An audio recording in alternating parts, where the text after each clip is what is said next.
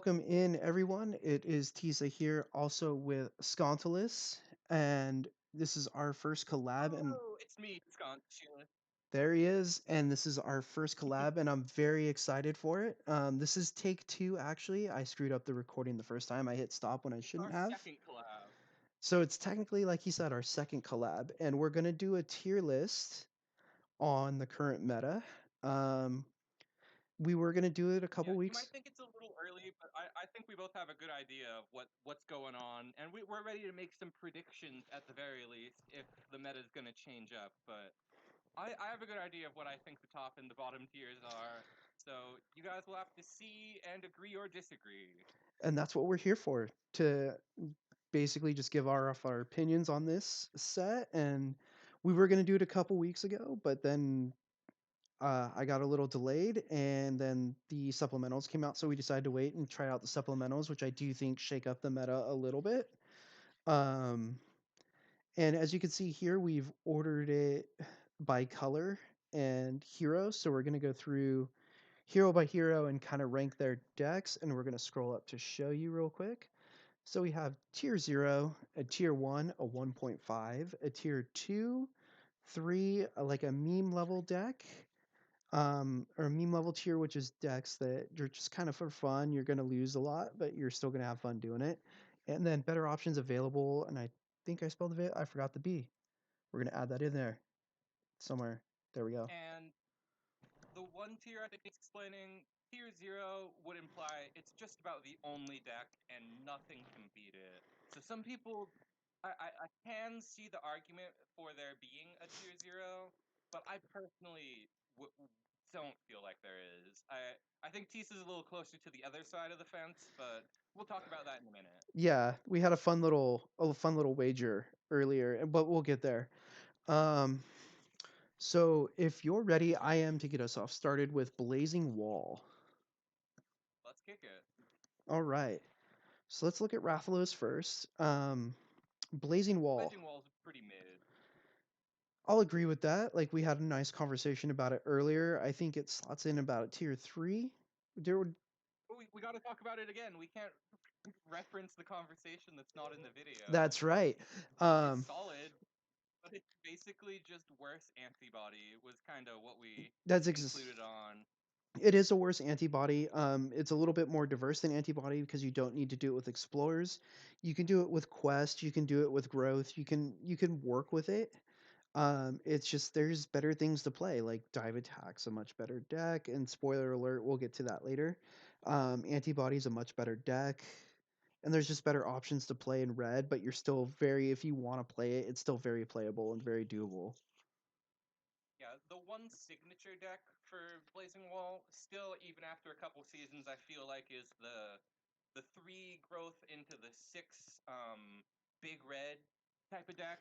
So Yeah, it's got like high power level, but it gets blown out really easily because it's consolidating all its power into one unit, kinda. and it's very So set that's the up. big weakness, but that's still a deck that'll catch people very off guard. So it deserves tier 3. Yeah, it's very setup dependent too. So, But you again, do have to have a combo, which is good. yeah. And then, so let's Wrath Awoken. This is a really weird one because it could be good, but it's also doesn't have the support to be very good. I Um, think this is just about unplayable, but I know that's giving it a little more shade than it deserves. There are just the best generic 3 drop Sparta already gets you going on Wrath Awoken, and you probably want Sparta in every red deck. So if you want to play Wrath, you can do it out the gate just by playing Sparta and maybe like the that one explore action that boosts attack, something like yeah, that. You can do it, and flight is a great way to win a game, but you're hoping to cheese out the game with Wrath Awoken, and that's never a position you want to be in. no, not in this meta for sure because we're gonna take a look at some You need decks. consistency, and Y- you need power at all times, and that's dive attack to a T. and we just don't have it with Wrath Awoken. So dive Yeah. attack. So we had a Well, little wager before we started recording, and it was we would place dive attack at tier 0 if I beat you with it. uh, And I kind of blew I guess you. no evidence of how that went down. No, we didn't record the I won't lie evidence. though.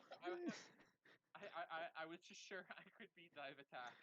Since in my champ climb I beat every DA I came against, and if you look at the Teppen channel in game, every replay today was Dive Attack, but It I think it's was. the same.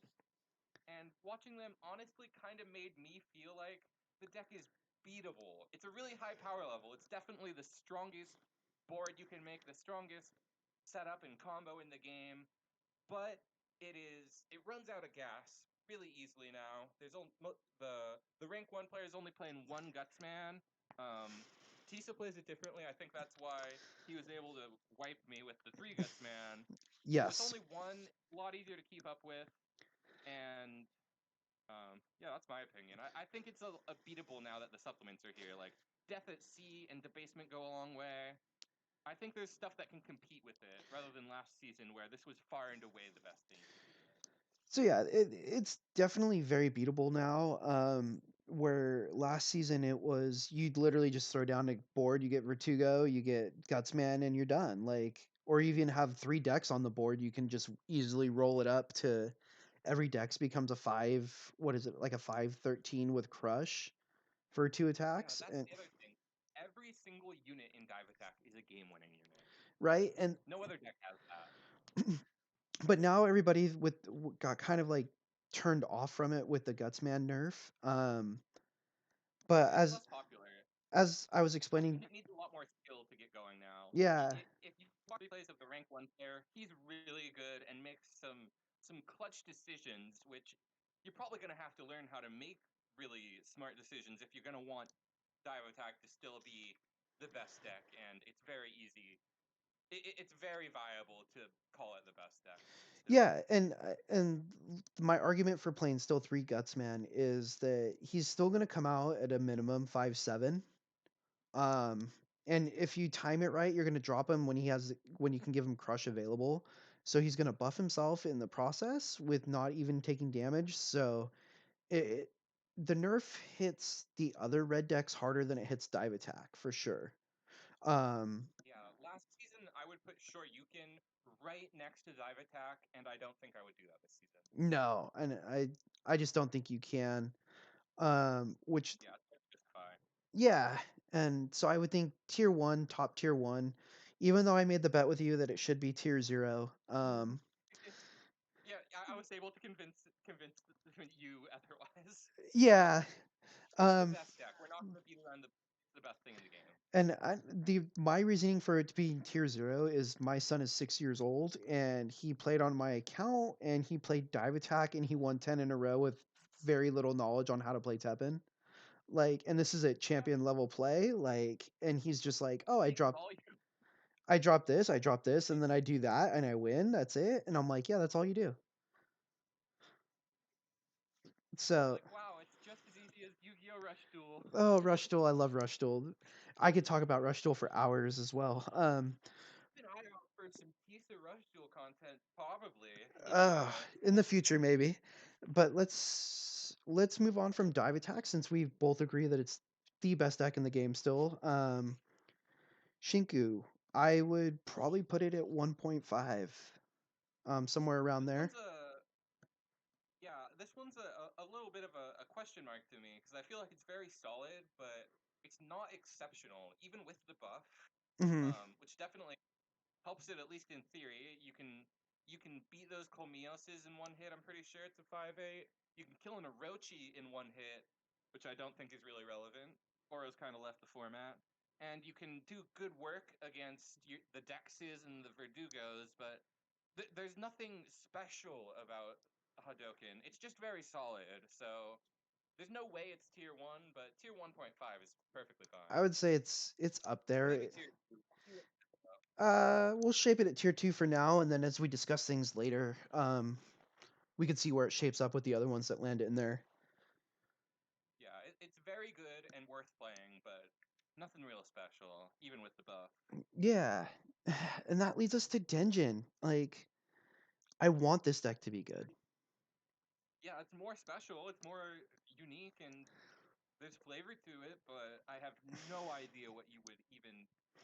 I have no idea what you're playing with this. Yeah, and like in the passive Teppen, you could play it with 30 actions and just face damage your opponent till they're done. Like, um, That style will never return. They no, they know won't. that nobody wants to play against that. No, and And that's kind of why Dungeon is so bad. It's still paying for its sins, and they haven't reworked it or given it anything good because they know how bad it can be. and our drop burn damage units, they're not very good anymore compared to what we can use in their place. I mean, you could use it with Guile, you can use it with Ryu, but they only You get can use it with Logia Cruise from Core if right. you're Eh, trying to lose. but I mean, I want to say it's meme level because I want to tap into it. I want to find something to work with it. But I think it sits Oh yeah, there. every single reveal season, people get excited for Denjin, saying like, "Oh my gosh, they printed Denjin support, like the new Claire that does one on Resonate, the the frenzy action that does three then two could do seven." Um, but that's it's just definitely not worth playing. There's probably something to be discovered, so it's not at the bottom. I think meme level is fair, but nobody has cracked anything really worth using with it. So, a story I didn't share in our first recording with Denjin is when we had Shark with Spooky Scary Village. Um, Yeah, Neptune. Oh, I remember seeing you post that deck. That was a super cool deck. it was something Miles and I cracked into where if you did the field wide damage, like with this +1, and it was just like you drop and you destroy any unit on the field pretty much. But we don't have anything like that right now, so I can't even put it higher than a meme level. Yeah, and I think that's evidence that the problem is a lot less with the hero art being nerfed and more with that they're not giving anything playable for Denjin. Yeah, it's still playable in a sense if you want to win only 10-15% of the time. So, So um, give it a shot, everybody. yeah, try it out. Let me know what you find out. Um, let's move on to Metsu Soryuken. This is the best Ryu art for sure. It's got the cheese potential, and there's just baseline. There are already two heavy piercers in the best deck, Sparta and Gutsman. The Gutsman nerf really hurts this deck though because gonna it's not gonna get more than two attack cycles probably. Right. But last season, there was the combo that Kame-san kind of pioneered with the Gutsman into Valstrox V3 into attack from above to counter Quake. That's so nasty, and it's always going to win the game. But I think the Gutsman nerf really does hurt it, and I don't think it's on the level of Dive Attack. I would give it a low 1.5. Yeah, I mean you convinced me earlier. I was on board with it being like a low 2, but you convinced me just and my whole reasoning was I don't see people play it anymore. This used to be like the top played art in red and then all of a sudden it fell off the face of the earth. But you convinced me it's up there.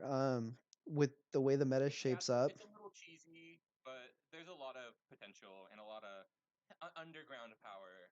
Which brings us to Jill. She's kind of all over the board, but She's you're the fun. Jill man, so I'll let you handle this. I've been a Jill bro since she came out. She was again, we talked about it earlier, had a little Teppen lore for those of you who weren't here from day one of the game.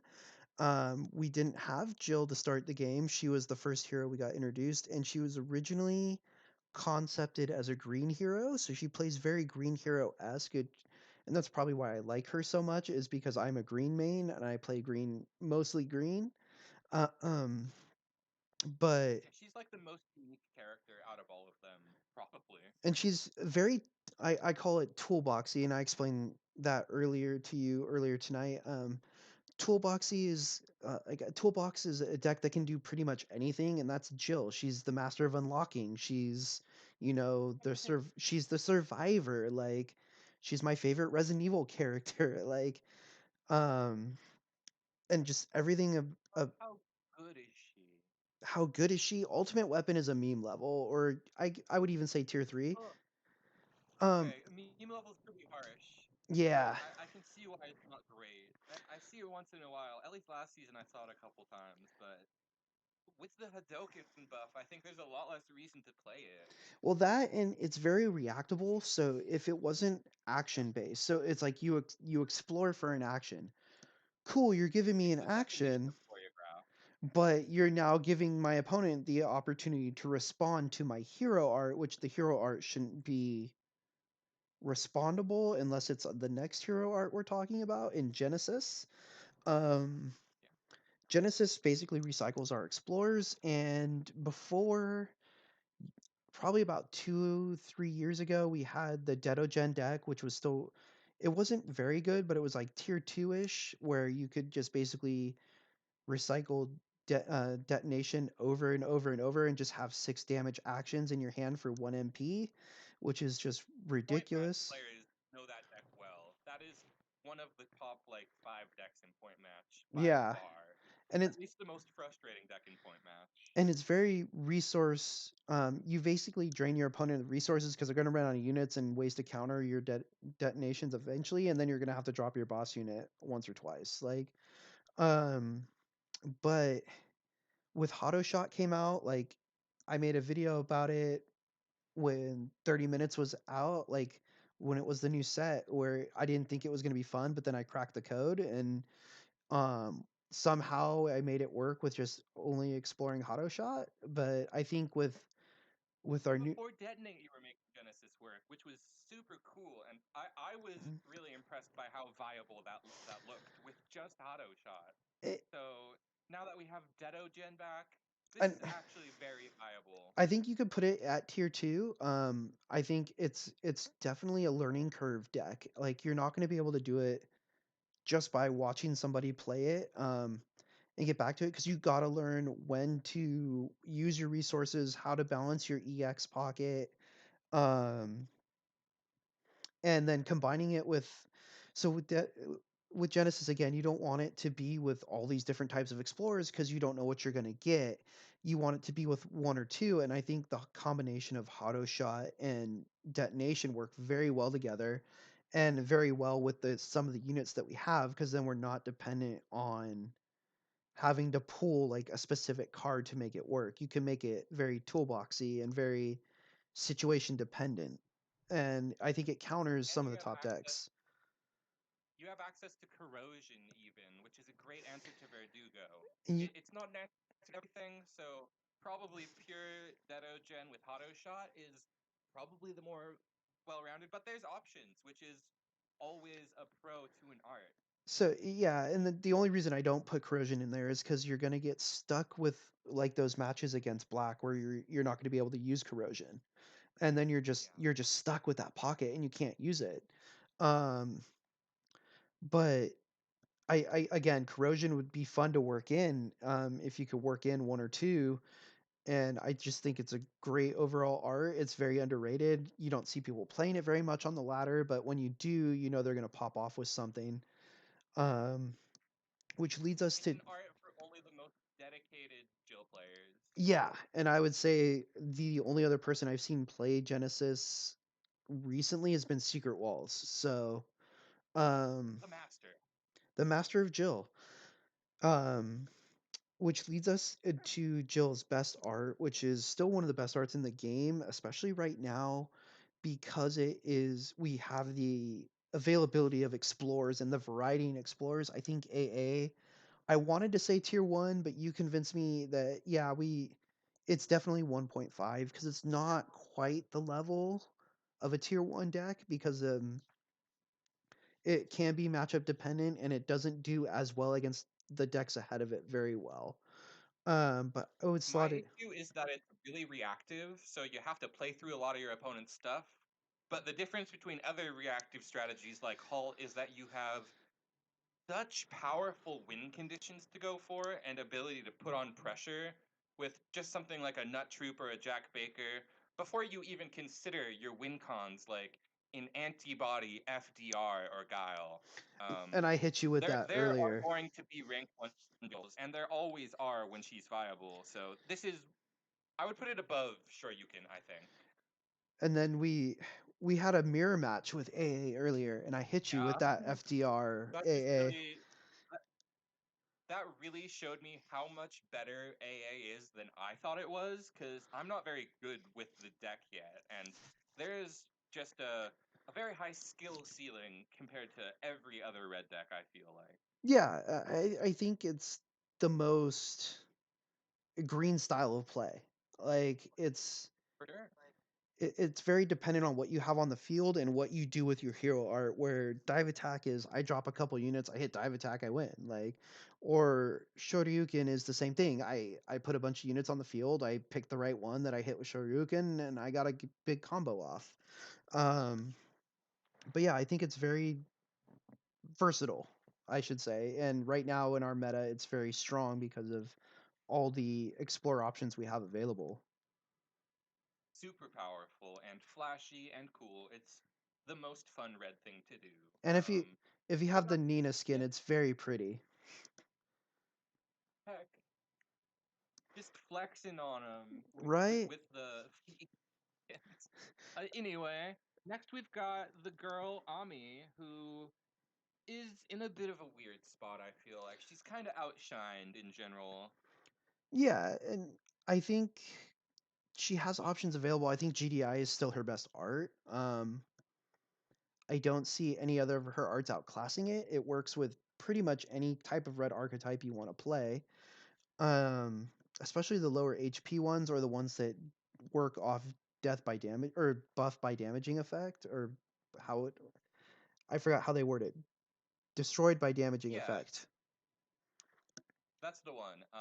I agree. This is a very good choice for Red Frenzy to get your Margarets huge if you're playing Margarets, and there might be one or two. Like Guile is pretty scary if you pop three and buff up Guile, Oh my god, but Kyle. it's a less consistent than Hadoken. I would not put it above Hadoken. I'd put it right around Genesis area. Like, I don't think it's better than Genesis, and I don't think it's worse. I think they're about equal in Yeah, terms I of think what they that's want to fair. do. And you also have to consider if you go up against Burn Red, you just don't want to use your hero art, which is very sad. I mean, you could in certain situations, and then hope they don't have the man in the chip or a Mr. Match. Because if they have It either would, one of those, they're just getting the unit back. So, yeah.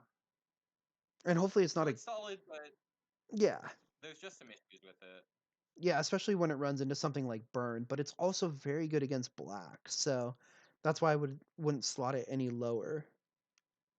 Yeah, it's very good. Not something we're gonna downplay here. No. But the Thunder Edge is a lot harder to find positives to talk about. I This is the new defining bot deck, in my opinion. Right, and I want it to be good because I like the idea of giving a unit agility.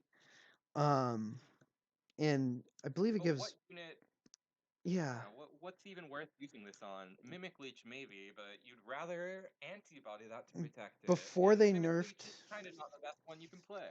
before they nerfed Gutsman, I would say you could run it with Burn and Gutsman, but like I said, outside of Yeah, Dive Attack, Gutsman isn't the greatest anymore. So, um, because you could drop it with a Gutsman being like a 516 with agility and heavy pierce, and it's like, oh, okay, like you got a lot of but work. now if he's just trading twice as often, that's not really all that great, honestly. Yeah, it's just not a very good deck anymore. It has, I don't know if they just kind of threw this art together and said, "Cool, let's do it." Like, but it feels like it's never been a very viable art because just GDI and the next art just outclass it. Yeah, I'd say it feels like probably the most half-baked thing on in the game. It's like, yeah, the art looks cool, the effect looks cool, but it doesn't really do much. Like, it doesn't do much to promote a win con. Yeah, sad to say, because it's a cool art. But I kind of have similar feelings on CEM. Even though there are super high highs for this deck, I feel like it can only like it's impossible not to compare it to Dive Attack, which is what we were always doing when we said Dive Attack was unplayable before the rework, Right? because it was just worse than CEM. but very, very opposite is the case. Yeah, I think it's more expensive than dive attack, which is unjustifiable. right, and I get it, but then now that dive attack is the permanent attack buff, it's like with crush, it's just there's nothing else to really play in red that if you want to buff, like um Yeah.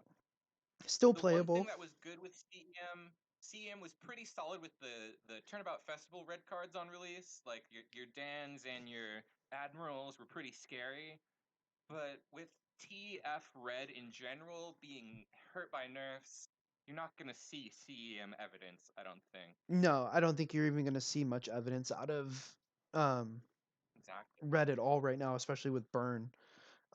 It was burns an effect that I thought was going to be very bad in this game. Because I was like, thinning out your deck is not very good in Teppen. Where in other games, yeah, I can see thinning out your deck is good, but just the ability to bring stuff back with burn has just made it super good. Definitely. And that's all the red arts. We have a really nice curve on our tier list right now, Yeah, so that's kind of cool. it's kind of actually a little perfect curve. So I'm like, oh, they're a little mountain. Let's go. Yeah, so love that. And we move on to my boy X, the coolest and most heroic of everybody in Teppen. I love this man, this Reploid. I will let you take the lead on this Reploid then. All right. I haven't been playing Heart Tank a whole lot this season, because I kind of feel like it's slightly outclassed, but it's also still extremely solid and can play any green deck. If there is a green deck that you want to play, you can play it with Heart Tank, and there's huge advantages to it, especially the life gain. I think it would be incredulous not to give it a tier 2, just for the versatility and that stall potential is definitely something you can't underrate. Just getting yourself one more attack cycle can be as good as getting yourself 4 MP with Yawn in some Oh, situations. indeed. So Heart Tank is great, but there's more power consolidated in some other hero arts at the moment. Even the next X hero art. Do you have anything to say about Heart Tank? Heart Tank's just uh, green's all about versatility, and I think Heart Tank is one of the best, most versatile arts in the game, which is all you can ask for in green. Really, it gives you your unit survivability and it gives your hero survivability. So yeah, I think when we had a little bit more support, like stronger green support, I think it was better. But right now, I definitely slot it at tier two. Yeah, if there was like a big green deck, like Alligator or something, there then Heart Tank would be a lot stronger. But it's just solid right now. Right? And yeah, next we have Gaia Armor, which I think is a little more exceptional than Heart Tank. All Oh, right. I skipped over. We'll talk about Gaia Armor though. Yeah, Gaia Armor is great. This is arguably the best way to play 3 ME green. I know Tisa definitely was making that argument last season. I I don't know if it was. still is. Really, really good. Um, yeah, it's still ridiculous because you're doing field wide support, and especially in a meta where your opponent's trying to build a strong field, field wide support is better than Heart Tank giving the 7. I think field wide 3 plus Definitely. non targeting is better than that. And like you said, I made the argument in the 3M or the 3ME meta that Heart Tank was the best, or Gaia Armor was the best art in the game because That was halt meta. yeah, the It had a halt, good halt matchup. it had a very good halt matchup. It had a very good Darkness Invitation matchup.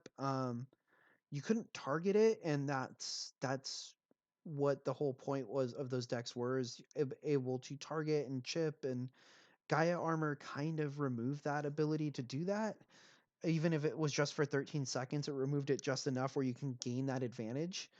Um, right now, Yeah, that untargetable is it feels so satisfying when you hit it at like a really clutch moment where they needed a destroy to stay in the game, and you just overwhelm them because they can't hit it at that moment. It's one of the most satisfying arts for sure, and the power level is high. Right, and I think the problem is that red has a lot of non-targeting effects right now, and Yeah, with a red deck topping, like being the top deck, it's hard to justify putting something that has non-targetable higher. Um, be yeah. Against like a card like Red Armor or Battle Chip Nina, I don't think it's really better than Kiko Show, which is the big thing it gets compared to these days, yeah, rightfully. yeah, and so I would slot it as one of your top tier 2 decks for sure. And that brings us to Charge Shot. Don't play Charge Shot. I skipped over it on purpose, I think, because I don't even want to think about it. Like you've said before, it's paying for its past sins of being the best deck in the game. Um, that's what seems to be the Teppen route is when there's a deck that's the best deck in the game and it's green, then it's gone a minute later. And it's shipped off to never be brought back. Um, I mean they over nerf. Charge Shot, I need them to rework it. It's the coolest animation for any hero art, and I love playing it in point match with Bell Guardian. But even there, it's way too slow because you can only win with charge attack, and it deserves some love. And that in standard especially, which is what we're doing this tier list for. This is unplayable. There's no support for it, No, and you're gimping really hard not playing something that does something. I mean you have Cinnamon that could work with it. You could make an argument for meme level, but it's too costly. Can't do. It's too slow. You just can't do it. Yeah. Which brings us to Ooh, Chun. I love it so much. Yeah, this is your other top hero, so tell us what you think about the Chun art. Oh, so Hayaku, I'm sure it used to be better when you had agility units to work it with, but you don't have that anymore. You just don't have unless you're dual coloring it, and then there's better options for dual color. Um, Yeah, but this is the definition of meme. You wanted to put it at the very bottom, which I think is justifiable because it doesn't really get you any staying power, and you have to already have something strong you're doing with it.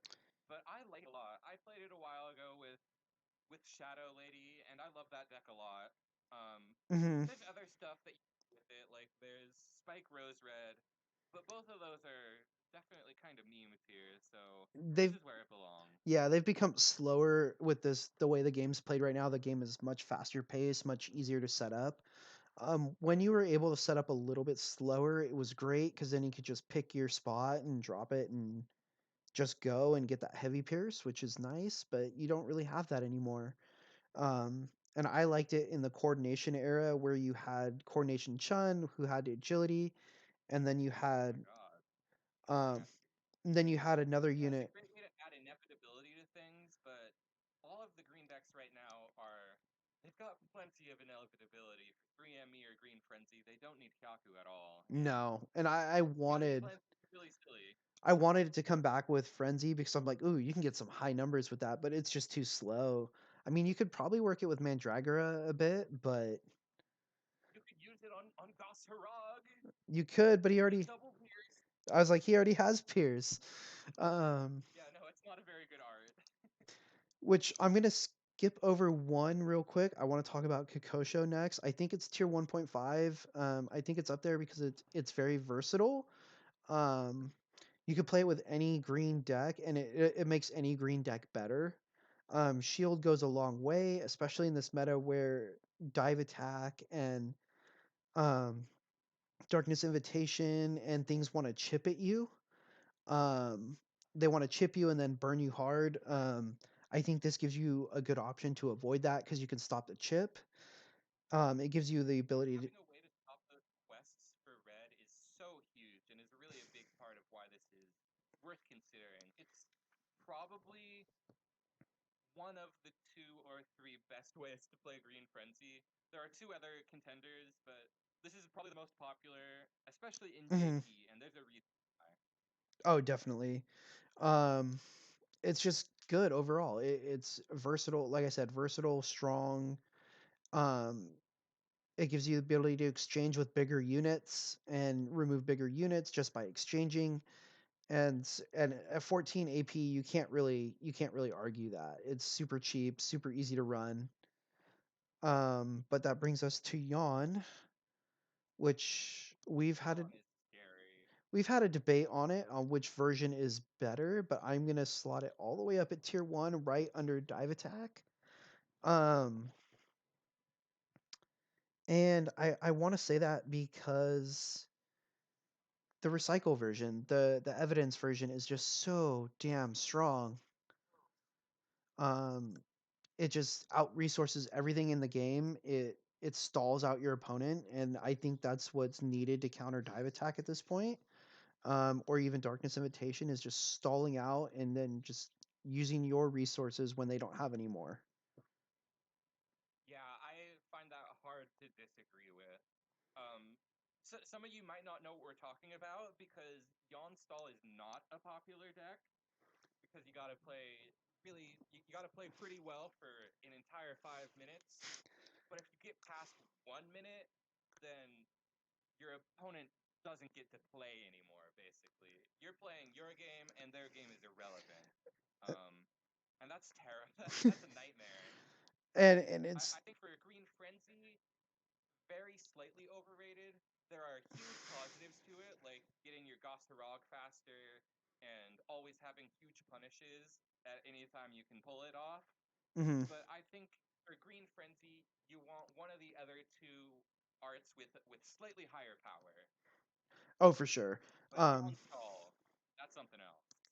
Jan Stahl has the ability to make big comebacks too, with the ability, like especially if you are recycling Iris over and over and over, because she gives you the HP back. And there's times that I've gone from being down like 30 to 2, 30 to 1, and the game ends with a timeout and I'm up 20, like 22 to 2.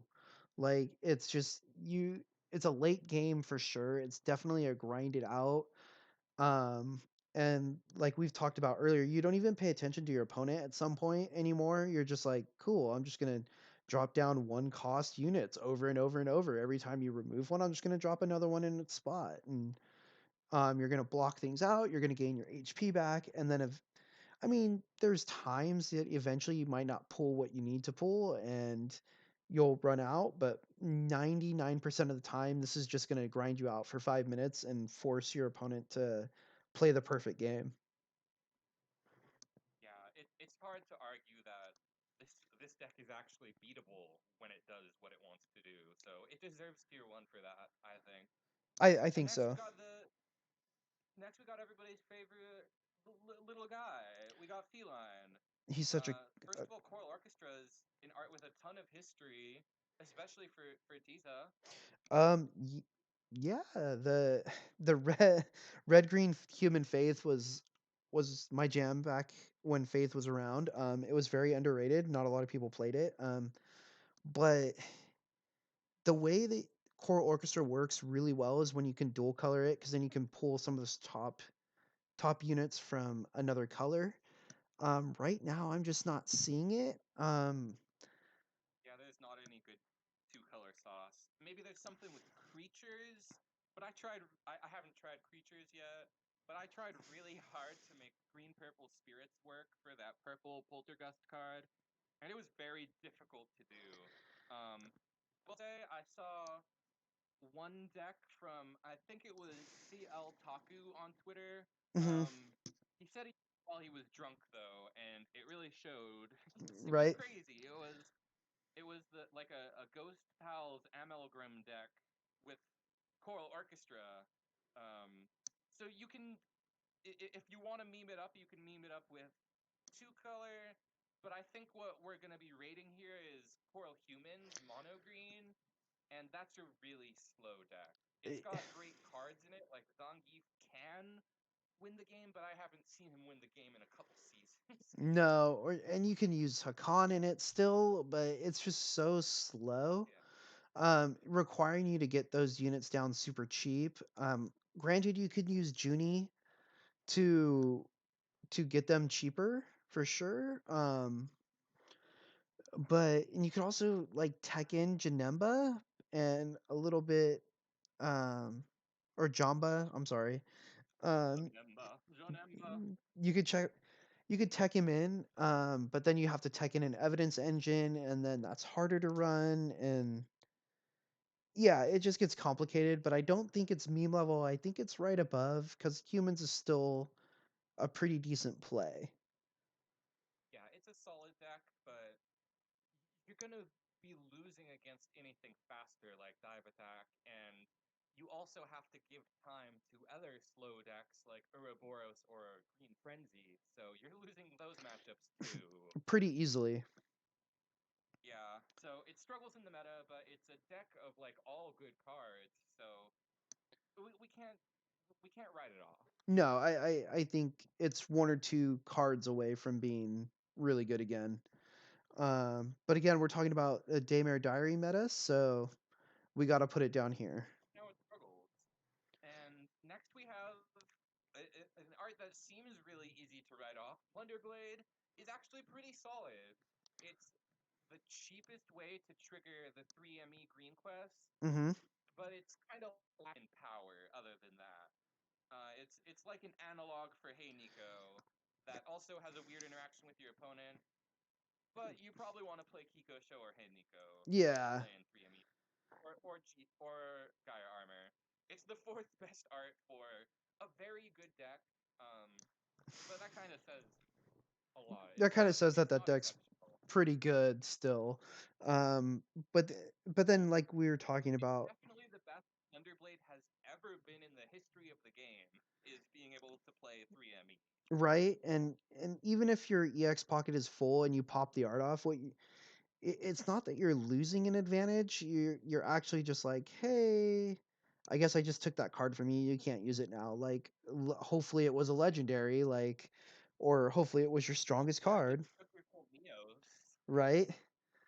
Um, but that's pretty much it's probably the bottom of tier three, borderline meme level. But I'd still give it more benefit of the doubt. Yeah, Green EXE saves it for sure. And next we have the art that I am just in love with right now.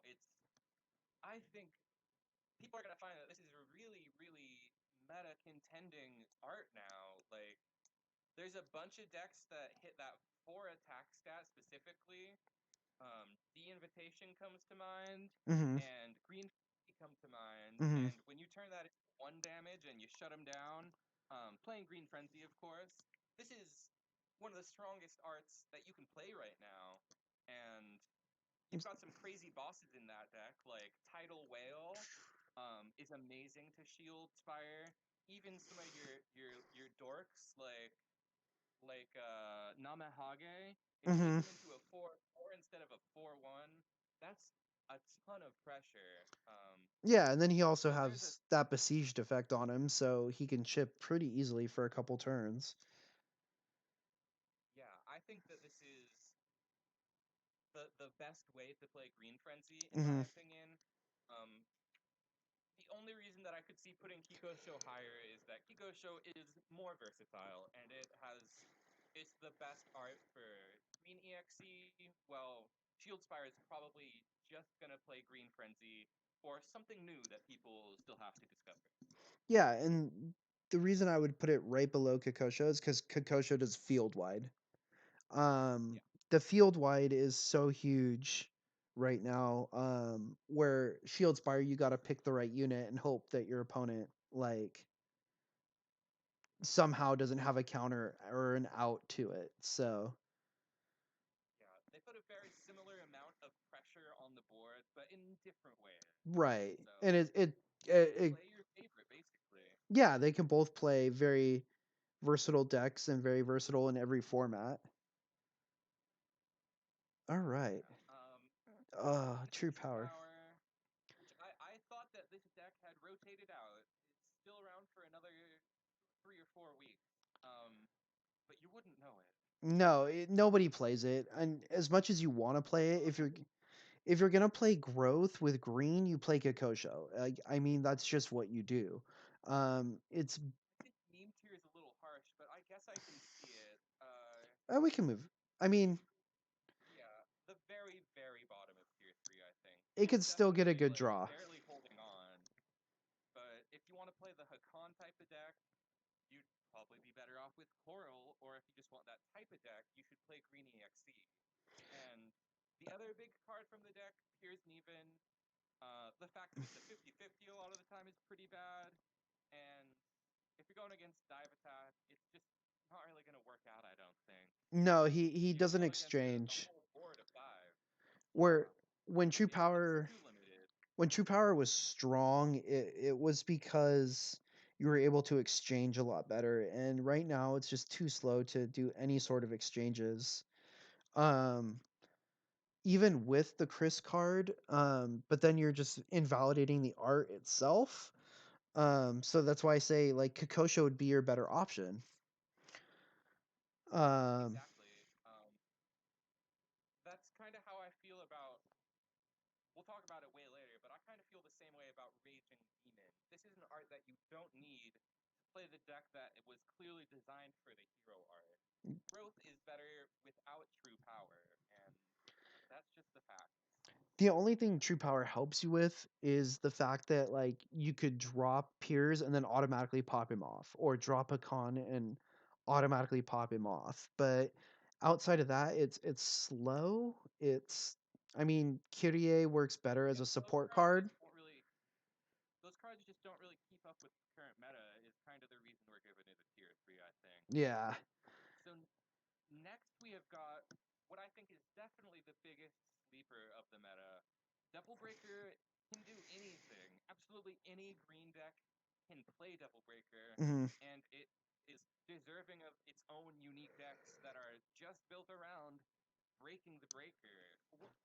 On my champ climb with Shieldspire, I've got Hmm. to say it was the easiest champ climb I've ever had. It was just about effortless. One of my biggest losses was against a MP boost Devil Breaker player, which is a style you usually associate with Hey Nico. Right. But Devil Breaker is consistent. It breaks boards. It threatens lethal. It's all around extremely powerful, and it's I think Nero's best art at the moment. Oh, I think So that's so. my tier. I'd probably put it somewhere around here. Um, Yeah, I think that's all right. I think it just works there. It, like you said, it could break a board very easily. It unexpectedly gets super strong. Like, um, you can't scoff at hitting, like, using it defensively as a make anything 4+ attack, as a defense, and then returns the favor again when it attacks. So other than that, like, I don't see it being a super top contender. I do see it being, like you said, as a sleeper deck that can sneak in there. Yeah, it's very strong, but it's not going to take over the meta or anything. It's kind No. of relying on that surprise factor a little bit. Yeah, and then I could see like we've talked about Nico doing well. Um I think it's right there with Devil Breaker. I don't think it makes or breaks the game. I think the variety It's that so it gives you. troublesome being so random. Yeah, I think that the variety it gives you is very good. And using that term toolbox again, it becomes a toolbox. You get ragtime, you have that halt with the damage buff. If you get Gerbalda, you have the 12 field damage, which is basically Rakoha in an action card. And then you can buff if you want, but the buff being so random is kind of concerning to me. Because sometimes you'll be like, oh, dude, if I could just get like 5 HP out of this buff, and you'll get like 3. And, Yeah, getting the dreaded 10 to one side on either side of the split is always just like a waste of your hero art. yeah, You never want that. There's no, no hero art with more variability than Hey Nico, and that definitely holds it back. Even though every option is strong, it's not something you can be prepared to do well with. Devil right. Breaker, you always know what you're going for and how you're going to beat your opponent. But Hey Nico, you kind of have to throw your hands up. Yeah, and you just have to work with what it gives you. So if it gives me ragtime, I'm like, cool, now I'm just gonna have to use it like right before I'm about to attack so I can get 2 good hits on, or vice versa. Like you just gotta roll with the punches as it goes, and it's definitely a little more pilot based than deck based. Yeah, it's a weird one, but it's still very strong. And that brings us starting with the nightmare, the Mm. demon of purple. We hate this character. Everybody Or loves this to. one art specifically. I'm gonna just put her up here right Yeah, we right won't off the beat bat. around the bush. I'm not gonna beat around the bush. She's still This very deck strong. is still tier one. Um, The nerfs didn't matter. It changed how you play the deck a little bit, and it made it. It stopped it from being tier zero. This was unquestionably far and away the best deck when it was full power, but it's still the best thing that purple can do, and it's also just like Yon. It is really good at stalling. yeah. You might not be as familiar with this version, but if you play 2 or 3 copies of, I think it's You Want This, Hmm. the 10 unit heal 9 card, Yeah. it It's is just. so hard to catch up to Temptation. It's like stall yawn where you could be out down and out and then you just hit exactly what you need and then you're ahead in the game all of a sudden and then you're putting the pressure on for no reason. Like it's one of those you can shut your brain off and just go. Like just play what's in front of you. Yeah, Um yeah. For me, Temptation is a little worse because Yawn, I know right away that they're trying to stall me out and do the thing. But Temptation, I'll play the whole game thinking that I'm finally running them out of all their Lunagarans and their options. And then I realize they're just playing the stall variant, and I never had a chance. So that is a big part of why it's got to be tier one. and I also think that like a lot of people are like, "Oh, the nerfs are going to hit it pretty hard," but they what they did is they opened up the art a little bit more. Like before you felt like you had to play those cards. Like you felt like you had to play the cards that got nerfed. Like, but now you look at it and like I could put growth back in it. I can combine the Hulk cards like Lunagaron with the growth cards and or I can combine Yeah, them like playing I it with gotta shout my favorite player of all time. mhm. Comments on his last stream was Purple Frenzy with Temptation and all the Hulk cards, and he made Purple Frenzy look nice, which says a lot because that deck is a mess. But with Temptation, it does work surprisingly. Yes, it does.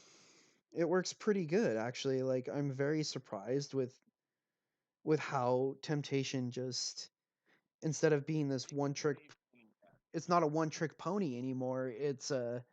It's become like what Shadowblade used to be, where Shadowblade used to be the most diverse purple art. Now it's Temptation. Yeah, every purple deck from demons to even purple.exe is pretty dang good with Temptation. And the next art kind of requires Uh, a history lesson because this is another one that's hurting what it used to be. this used to be when the game first came out. This was by far the best deck in the game.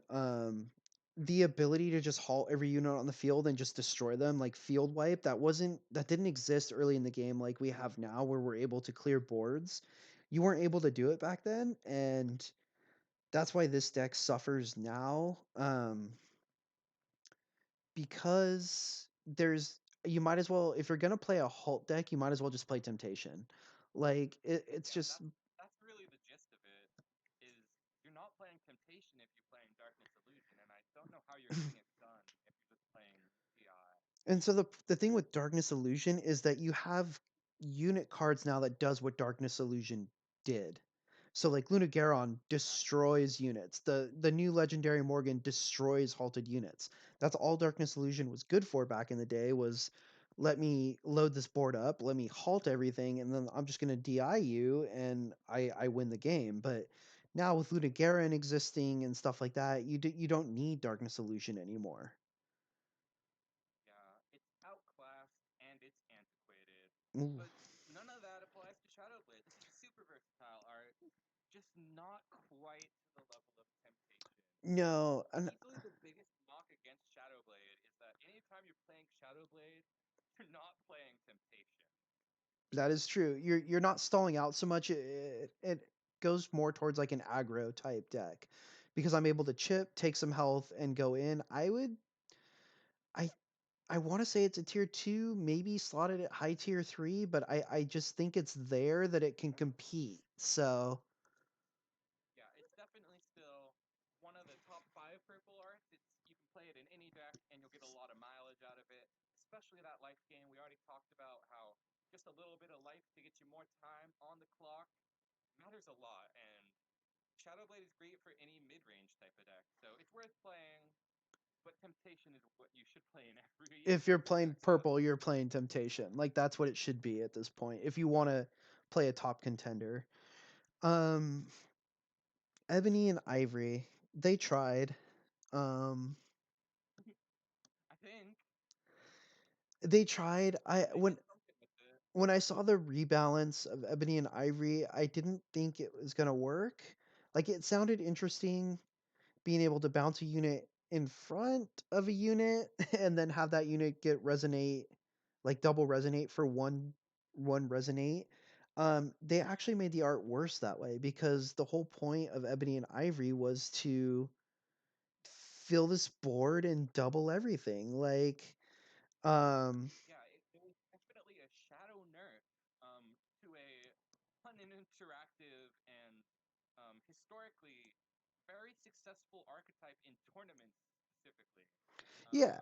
EI was always bad on ladder, but Resonate had a history of taking first place in just about every community tournament, and they removed that from its toolbox. And not even that, it wasn't just even like community tournaments, it was taking first place in worlds. Like the very first worlds was a mirror match of not Ebony and Ivory, but it was a purple resonate mirror match.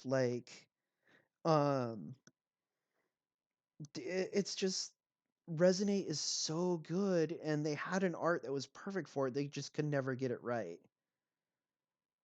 Yeah, Resonate is a very busted ability, but they haven't printed any cards that lean into Resonate because they know how poorly designed Resonate is.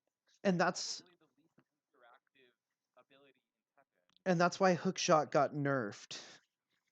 yeah, absolutely. Because Because hookshot, you're it was uninteractive and it was good with Resonate. right. Your whole point was I'm just going to buff up my 7 MP Hishenko and then hit her with hookshot right as she's about to hit for, and she'll hit you for 15 and then you're done. Like there's no recovering from that when that was good. Um, but it just there's nothing to do with Ebony and Ivory now. And if you're gonna play purple, just We should don't. talk about the first half of the Hero art too, because I feel like that's a lot worse than it seems like. Dung Bomb is obviously 7 MP of value. Hitting 7 MP of value for your hero art's great, but if you're bouncing a Verdugo or anything else that's gonna make you lose the game, you're able to just play it again. Bouncing Verdugo heals it and gives them AP, so Yeah, E&I is probably the worst choice for that matchup. and, and And like you it's so said, much better against other decks. even if you bounce like a guts man, you're gonna he was weak. He was weakened. Whatever. Like, why am I bouncing him at this point? Like, is he about to kill me? Yeah, I might have saved myself for 10 more seconds because he's 5 MP. He's gonna give them another dive attack probably by the time they drop him again. Like, it just makes no sense to bounce the good units. It was better because I was excited for this buff, but it really did not pan out at all. No, and that'll lead us into Quicksilver, which is probably Dante's best art, and still, you see a lot of Quicksilver on the ladder still. Yeah, it's great with demons. People love demons. That's a fan favorite, really fun deck, and people love Dante, which I think is why you see Quicksilvers because people want to play Dante. But Quicksilver's a good reason to play Dante. Yeah, and Passive Bind is really strong. Um, you can slow stuff down, buy yourself some time, but it's basically just a little worse than Shadowblade. It's really not yeah, that I'm much. like stuck right here with it. Like I'm like it's really good, but also I'll put it there. I think last time we had it Yeah, at tier. we'll see how much ends up in tier two, and if it looks right in tier two at the end, it might move to the top of tier three. But it's definitely something that you can do well with in the meta. There's no reason to downplay how good Quicksilver is. It's very good. Oh yeah, definitely. Which leads us to Devil Trigger, which again, there's better options available if you want to stall out your opponent, which was the whole point of Double Trigger, especially in Yeah, we've purple. talked a lot about how strong Stall is, and Devil Trigger doesn't make it stronger, which is a little surprising I think it given makes how it. I'm playing. So would you say meme level? What is that? Yeah, it's not tier 3. I don't think it's tiered. I don't think you're gonna do well. You can hit champion with it, obviously. Anything, I don't think charge attack will hit you champion very well, but anything else that can get champion, I definitely feel like I don't feel can like either Ebony and Ivory tier can 2 get you low. there. I don't know. I think it's fine. um, but Devil Trigger just doesn't really do anything at all. That's what it boils down to. It does nothing. Yeah, it's just there. It's cheaper than Temptation, but just play Temptation. Like, there's better Yeah, options. hate to say that for every purple art we review, but that's the state of purple. Is temptation hugely overshadows everything. Right. And that leads us into Zero, and Zero has good arts. Yeah, Fade used to be the most versatile go-to for every purple deck, and now it's just a little one note. You want to get Maverick every time to kill Scutsman and stuff. I will say, I think this is a good art because Fong Ling exists, and Hmm. that's funny. Fong Ling is super fun if you're playing Fade. Get yourself 3 Fong Ling and have yourself the best RNG deck in the game, but it's a lot of RNG, and you gotta just get really lucky with your momentum. I would say that that probably puts it down here somewhere in three. Yeah, Um, I would put it pretty low in 3.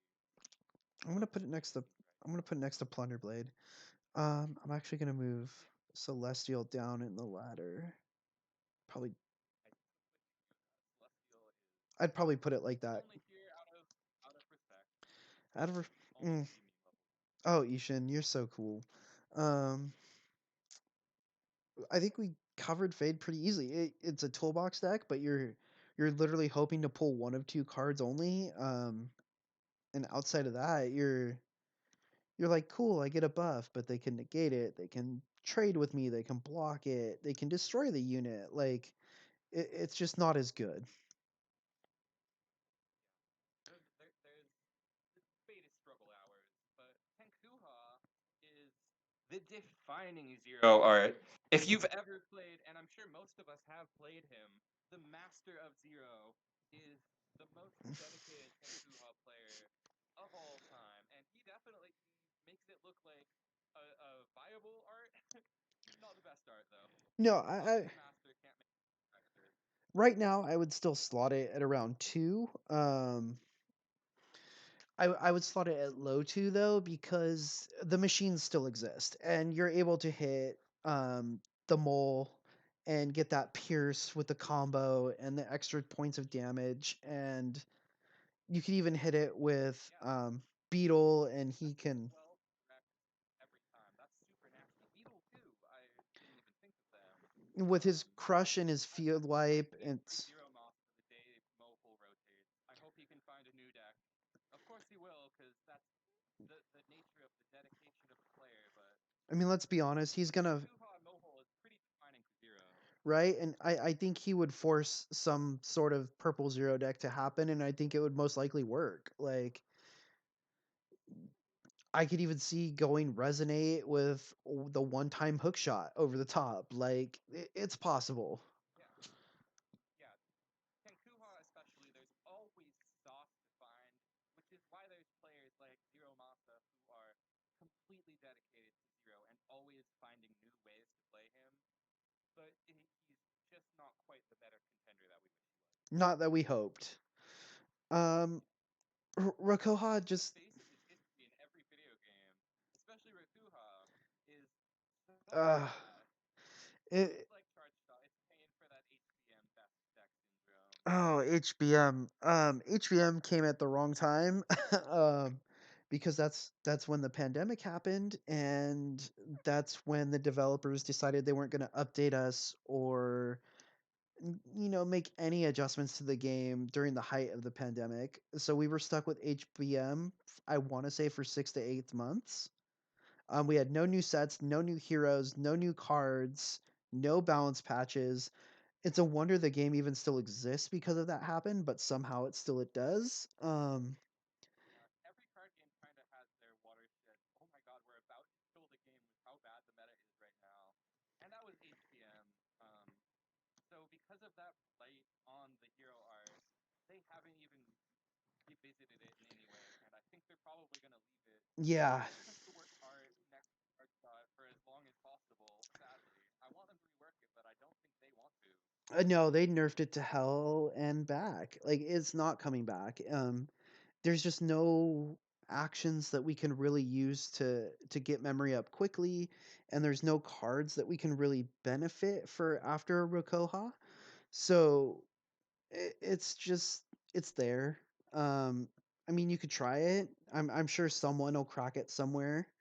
But then even then, I would put it more. If it does eventually get cracked, I would say meme or tier three. It's just too slow. Yeah, a big problem is you have to dedicate so much of your space in your deck to cards that you probably wouldn't play otherwise, and you never want to do that. You want your hero art to complement your deck, not force you to play cards. Right. So that's the best for Kuha. Let's finish off purple now with some Ada decks. Good Blackout. one. I like these. I like Blackout. I think it's a great art. Outside of burn decks, it's very good against black. It works against green. It works against most of red if they're not playing burn, which is all you see in red anymore. It counteracts its own color very well. I just think Blackout's a good deck, and with 3ME, it just made it even better. Yeah, this is the one purple art that there is a absolute argument for playing other than Temptation. 3ME gets huge pop-offs from this. It can counter so many great things in the meta. Sometimes you need a little extra setup to hit like a Lord Raptor using like a Kai or a Judge maybe. But if you do, you might have just won the whole match against the Imp, and it kills keyboard Mary on top. There's a bunch of other great stuff that it can interact with. Before Burn hits Dive Attack, it can remove decks, although you probably don't want to, since you move the Burn counter up, but against everything else, it's really good, and Purple.exe has really proven itself once people kind of figured that deck out. Yeah. One of the best purple. And then so Mirage though, like I want it to be good. I want Mirage does not exist in standard. it. They're printing cards that lock. Like there's the girl who makes a shadow clone, and I haven't seen her in standard once.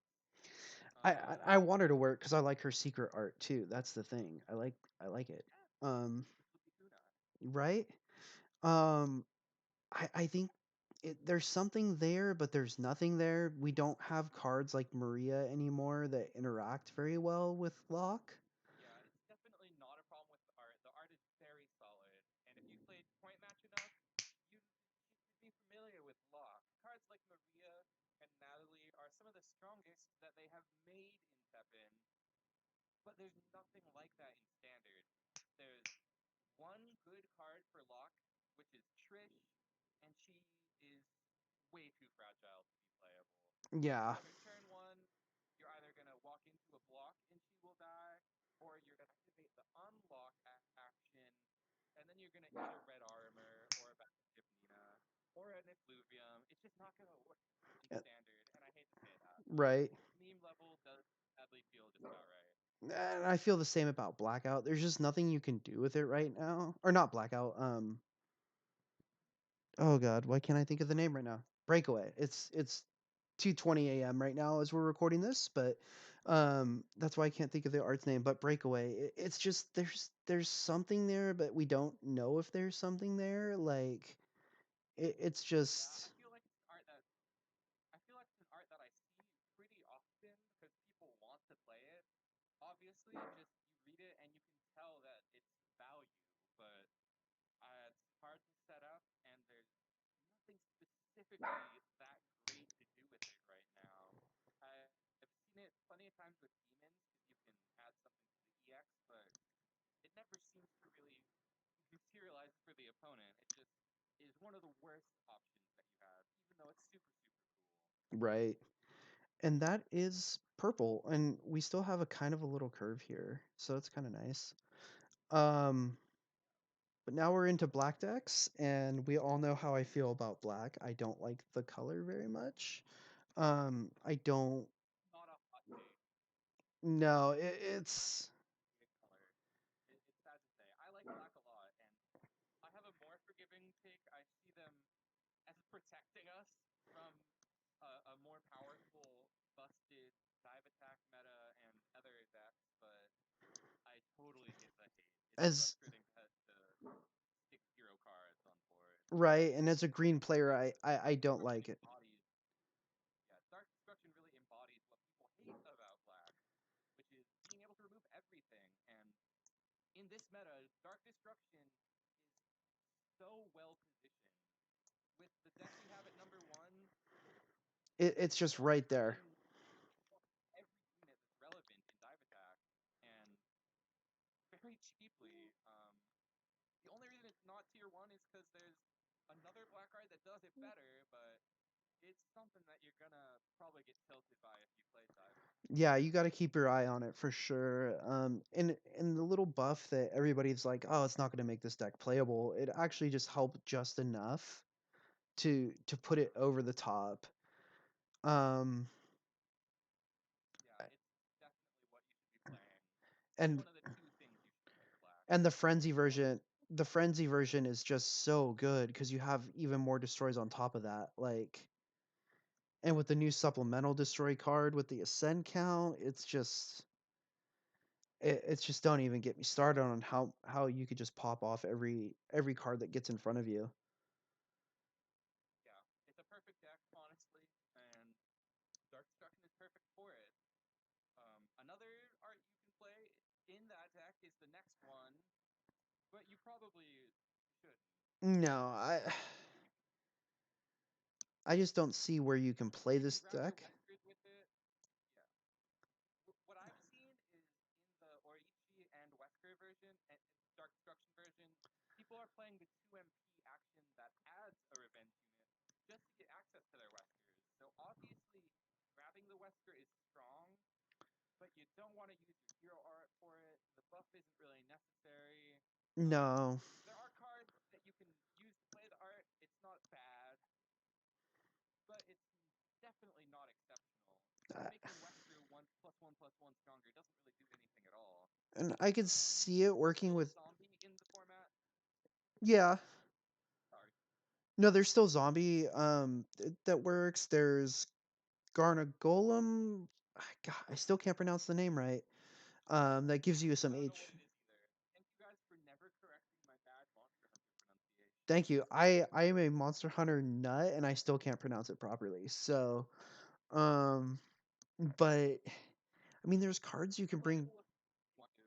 Yeah, there's cards you can bring back with it. But I again, other arts do it better.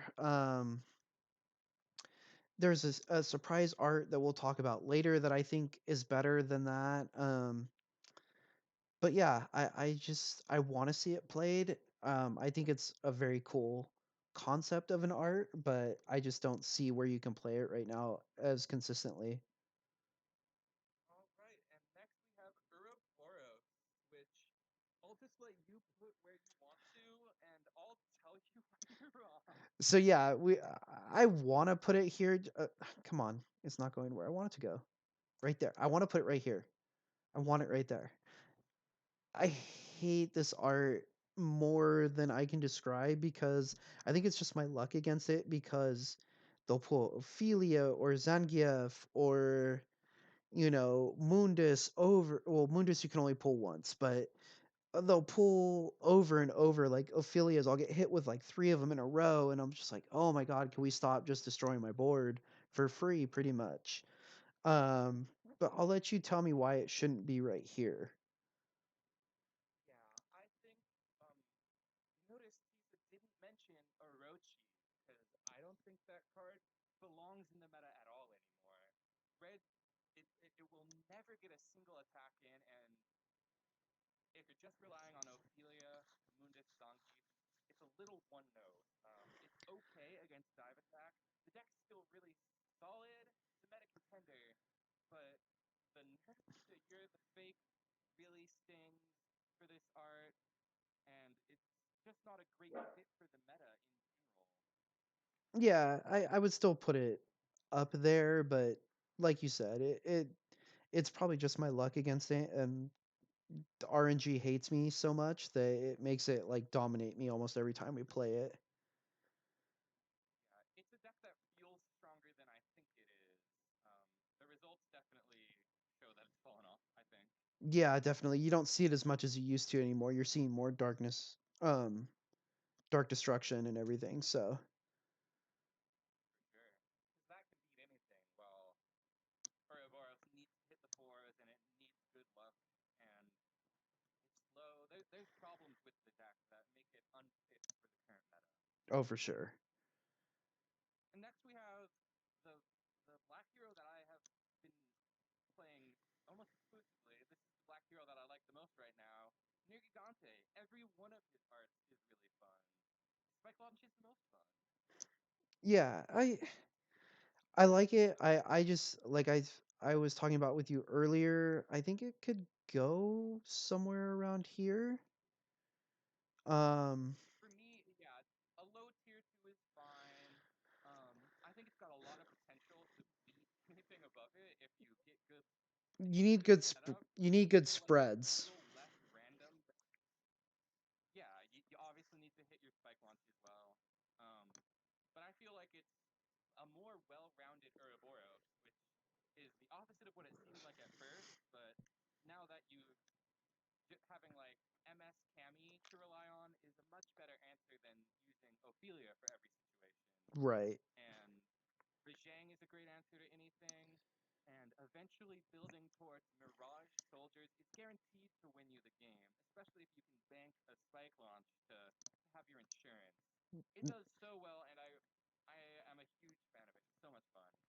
I can agree with the low tier two on that. I could definitely agree with that. And then there's change form. It has potential to be a really good deck, especially with frenzy. But it takes some setup, or it takes you just tanking some damage for a little bit, depending on the build you use. And that's, I think, the one drawback from it.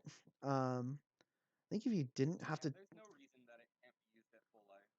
yeah, it's just, or make it 25. Like, why does it have to be 20? Why do I have, 25. is it 25? I thought it was 20. Yeah, the rebuff I think was 25, but Okay. still it feels weird.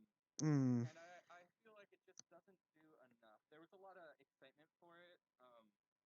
With I was mentioning Thomas on, but he was the first one playing it with Birdie on like day one, so a lot of people adopted it, and everybody has dropped it for the other more well-rounded versions of the deck. yeah. And it's cool, and it's playing if you like Nergigante and you want to play Black Frenzy. But if you just want to play Black Frenzy, you should play Dark Destruction or one we'll talk about at the very end. Yeah, and I just looked up change form. It is 20. So it is a third of your it Never is mind. It's not very good. That's it, so annoying. it's a third of your It's life. great.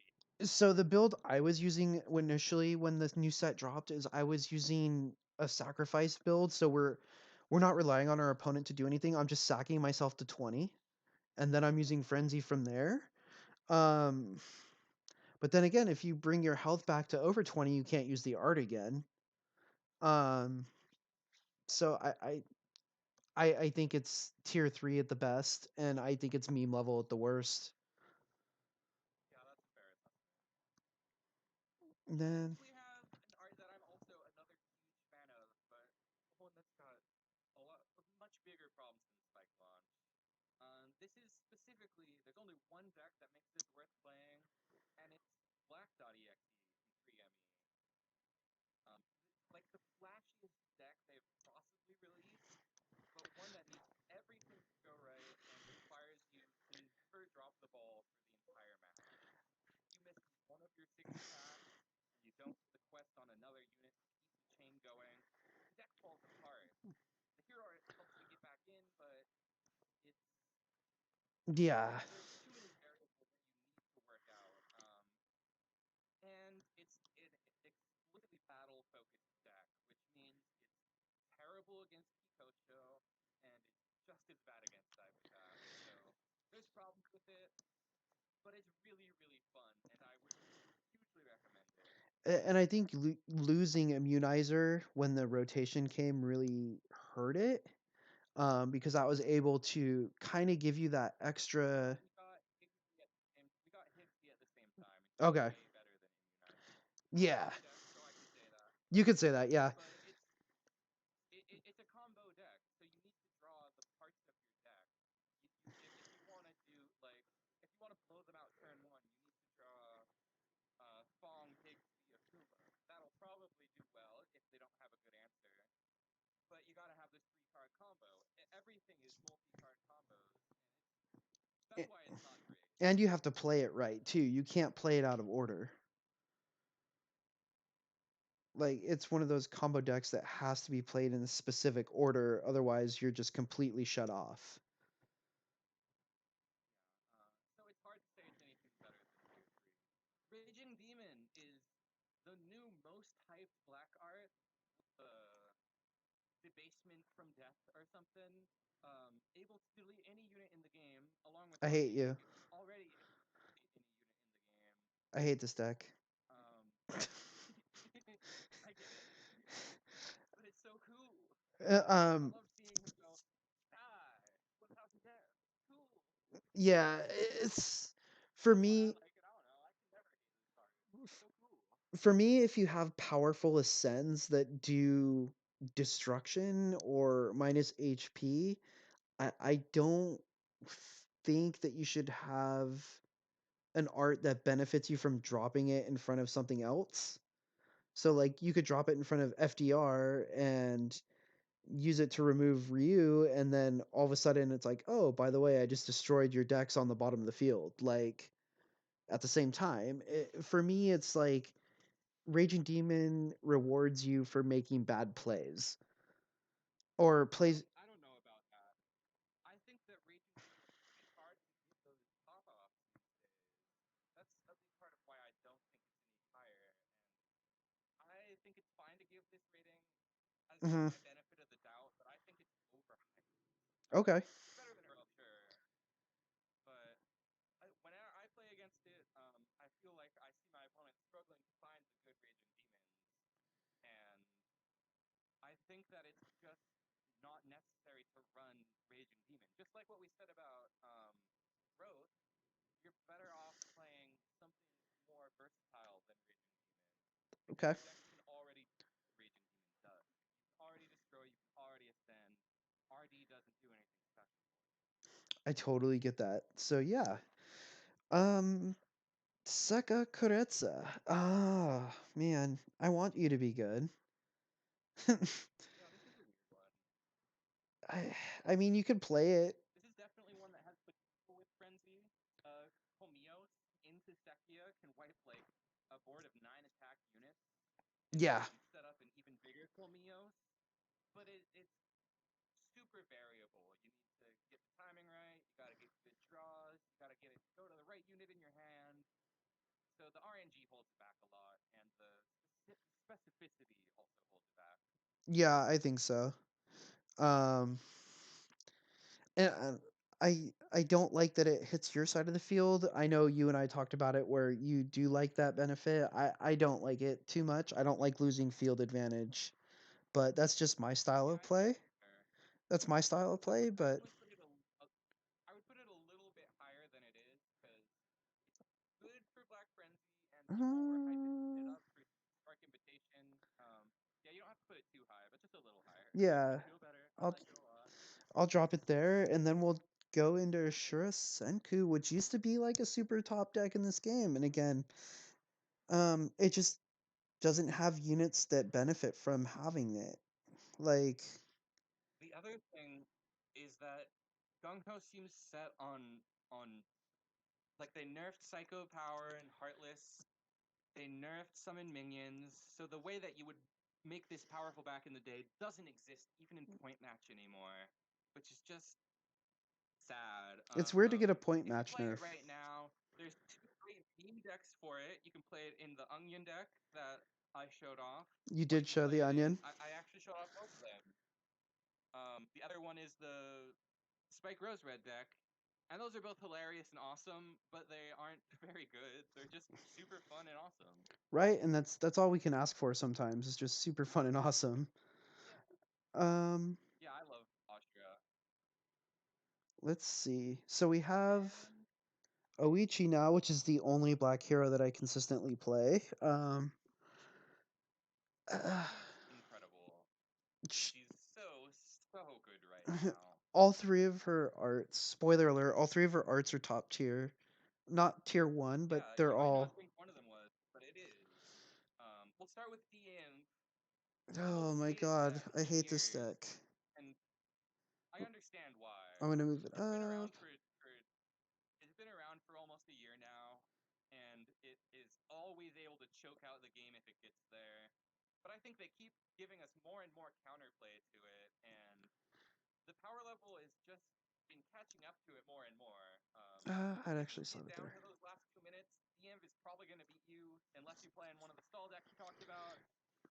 But it's super well rounded and very strong still. And yeah, this the strategy of just I like I like decks that use other resources than the deck itself. Like in Vanguard, I play Angel Feather a lot because that uses your damage zone as like a second deck.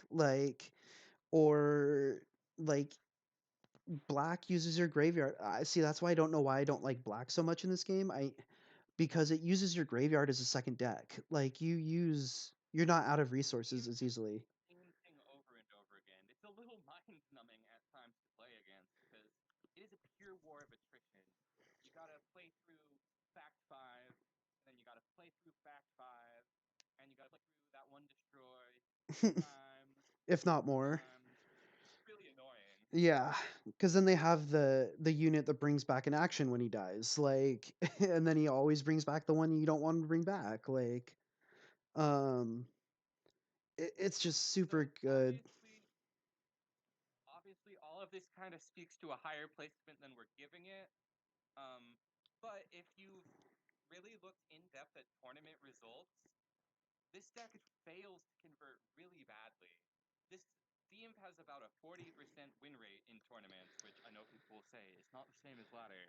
But I think it speaks volumes to the fact that the deck has some huge weaknesses.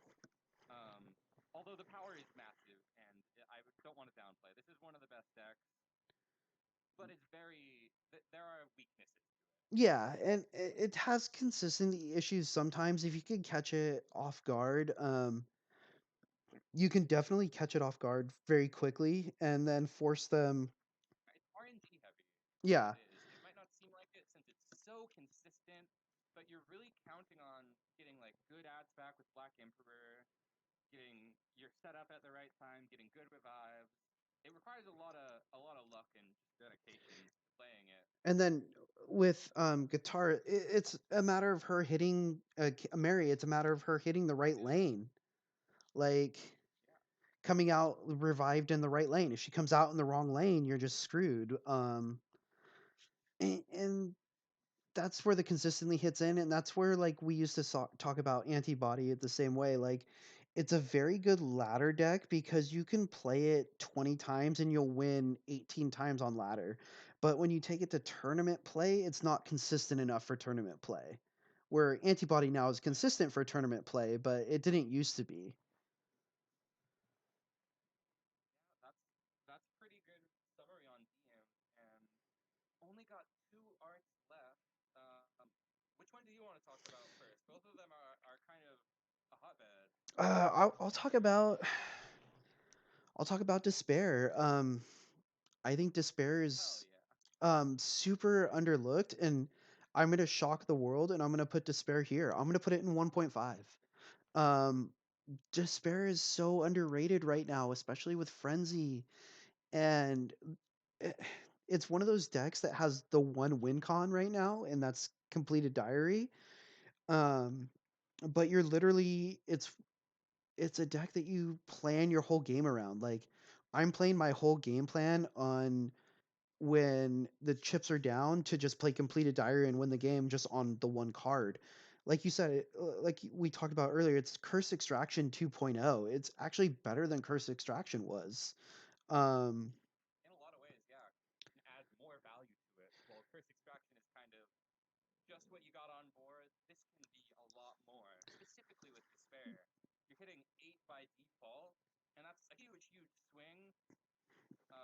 Because it heals you also, right? That's like yeah, does it heal you as well? That's like a swing of 16 life, and and then you could not only that, you it could bring it just up to 12. not only that, it's a random destroy on the field.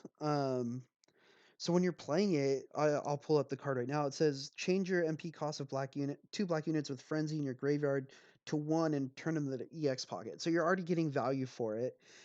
If 13 or more friendly black units have died in this battle, give your hero when a friendly black unit with frenzy is placed on the field, destroy one random enemy unit and then deal 2 damage to the enemy hero. So if they have a full board, you're doing 6 damage just by doing despair and you're clearing their board. So it's a board clear. Um, and then you get the frenzy units. Yeah, You I get think completed diary makes a great comparison with new Governors, and completed diary is completely better. It it's just way better, and we already put DM higher than despair, so despair deserves 1.5 at least. and I think um it's not played because again, it's the one win con. Our whole strategy is to get 13 deaths and then hope you can chip him down to about 10 life. And then when you hit him at 10, you hit completed diary and then you do despair and then there's 6 and you field wipe them and then any unit that you drop if you pull an ascend unit you're dropping that ascend unit and it destroys and does more damage to the hero and it's just this win con that I didn't think would be 100% consistent that's been nothing but consistent. Yeah, that's the nature of despair. That's how it works with curse extraction, and if people were willing to try it out, they'd find that this is a really devastating combo, Eh, and it's probably the strongest combo in the game right now, with the only other contender being Verdugo Dive Attack. So yeah, that really says just how good Despair is. If we can compare it to Verdugo Dive Attack positively. yeah, and if you guys want a more in-depth look at it, I did make a video. My last deck video was on Yeah, watch despair. the video. That's Uh, a great way to learn. That's a super cool video. I recommend everybody check out some of these classic pizza videos from lately. The Hotto Shot video was really fun, and that one's also like a new classic. yeah, and I just remember how I figured it out is that when I looked at the completed diary art, I was like, dude, this is super cool art. Like, I love this art on this card. I like the little hands coming up out of the book and grabbing her. And then I'm like, wait, like Oichi has hands that come up and pull her under to pull the units back up onto the field. Like, and then I put it together. Like that's what helped me make that connection to put it together. And then when you read it, and I was just like, this totally works with despair because even if you only have, 10 black units dead, like I could just despair and I get my 3 units back. Like I'm able to Yeah, it's a nice recycle. flavor win too. So love that. Love any flavor win. Yeah. And then so there's that, and that brings us to the last art we have on our list. In Yeah, we kind of already spoiled where we're gonna put this one. This is the best Black Hero art. and I'm gonna scroll up, so I have to scroll up this way. I Yeah, would everything we said for destruction applies here, but this hits more things, and it gets you life back, which we already talked about is one of the best effects you can have. In a hero art especially, this is getting you its removal and it's more time to stall your opponent, to do anything. It's the best black deck yeah, hands down. and I think Dark Destruction does to 5 MP, correct? Um, Yeah, that's it. only 5 MP, So so you you're can't beat Envy very well.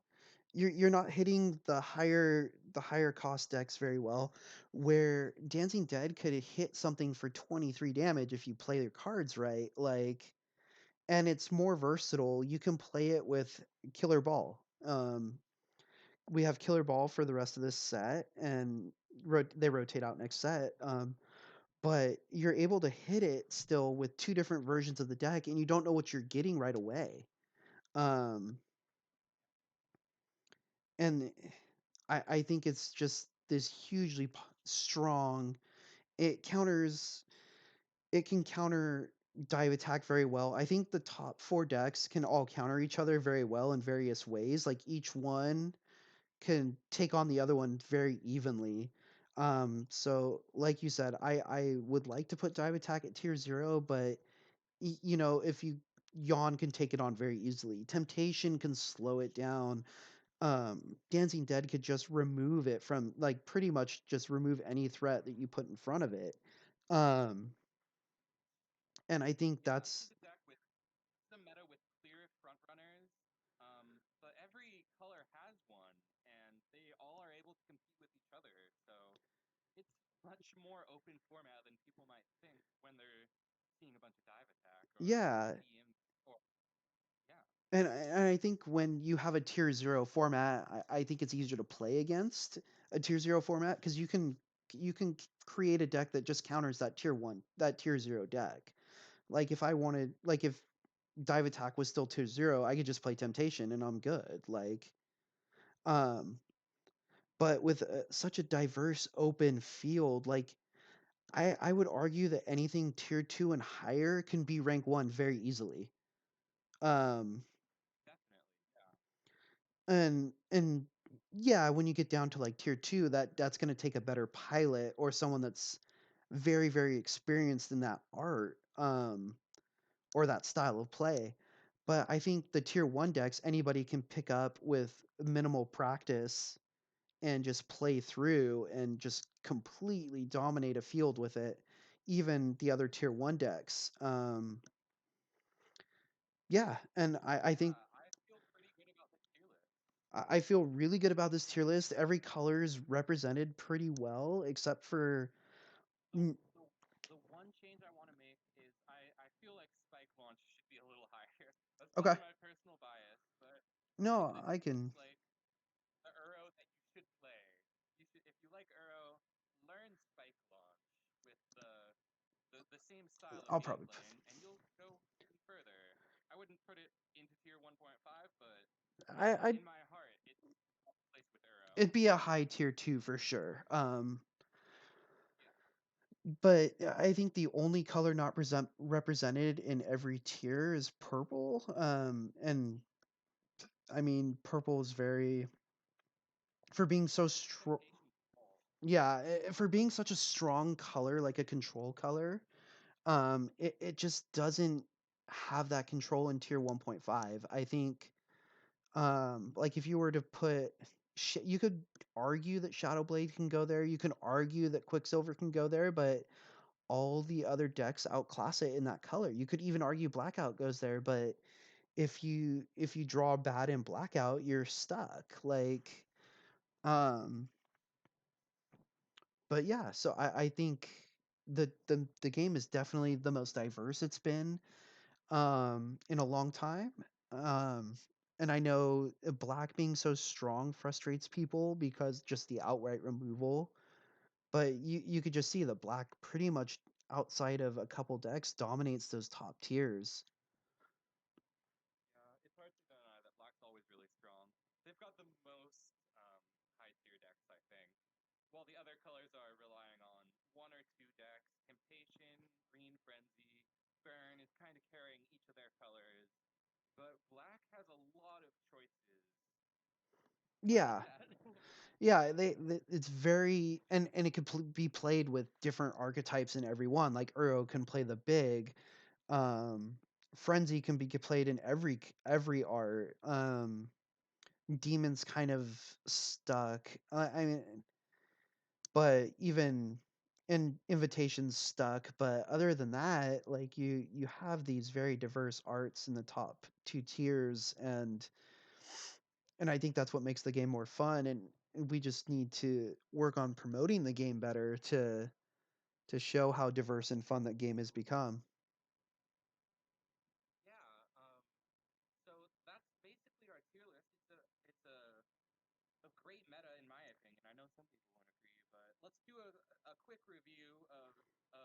last time we mentioned our favorite arts in each tier, so we might as well do that real quick.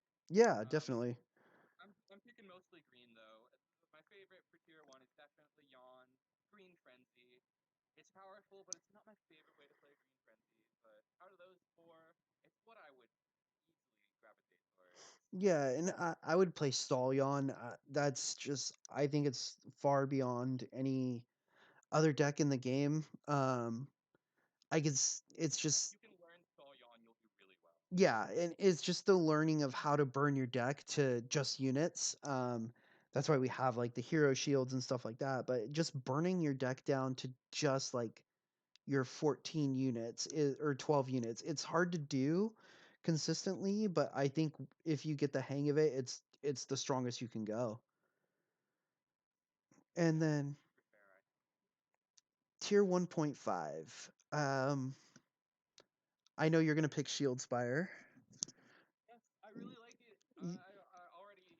It seems lame to pick the same deck for two tiers, but Shield Spire is so fun, and it's really made me like the deck even more because I can beat stuff in more fun ways, and kind of clowning on DM with their Lord Raptors is really fun. So I Yeah, love Shield Spire right now.